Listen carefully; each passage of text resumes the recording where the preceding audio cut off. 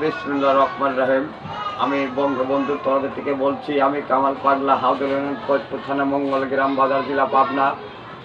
আমি বঙ্গবন্ধুর কিছু কথা বলতে চাই। আমাদের আমলিকের কিছু কিছু লোক বিএনপির ভোট চেয়েছে, রাতি অন্ধকারে দিনের ভাগে ভোট চেয়েছে। আমরা যদি নিষেধ করছি, আমাদের বলছে তোদের, আমাদের কোনো পাত্তা দেওয়া হয় নাই, আমাদের কোনো কথা রাখা হয় নাই। তারা আমলিকের সময় অনেক কিছু করছেন এবং আমার আমলিকের নাম ভাঙা 17 বছর তারা অনেক কিছু কামাইয়েছেন। এখন তারা আমলিকের পক্ষে কথা বলে সাহস পায় না। কি কামে মানুষের বাড়িতে পুলিশ তুলি হয়রানি করছে, মানুষের কেস কাছারিতে আদালতে হয়রানি করছে, তারা আমলিকের পক্ষে কথা বলতে সাহস পায় না।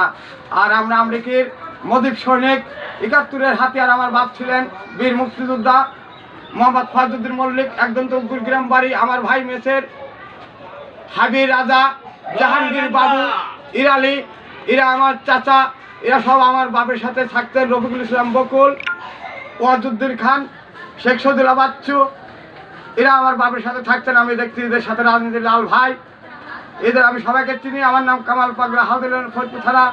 আমলিকের আমাদের কোনো মূল্যায়ন দেওয়া হয় নাই, এখনও দেওয়া হয় নাই, আগেও দেওয়া হয় নাই। কোনো ইউরোপ চেয়ারম্যান মেম্বার বলার জন্য নাই যে আমার বিপদে কোনদিন আগে আসছে এবং আমাকে কোনদিন সহায়তা করছে, আমাকে অবহেলা করে দূরে রাখা হয়েছে। আর আজ আমলিকি সৈনিক হয়ে আমার এই দাঁড়ান লাগতে হাল ধরে, কিন্তু কাজ তারা কথা বলতে পারে না। জয় বাংলা। আমি কামাল পাগলা, মঙ্গলগ্রাম বাজার থেকে বলছি।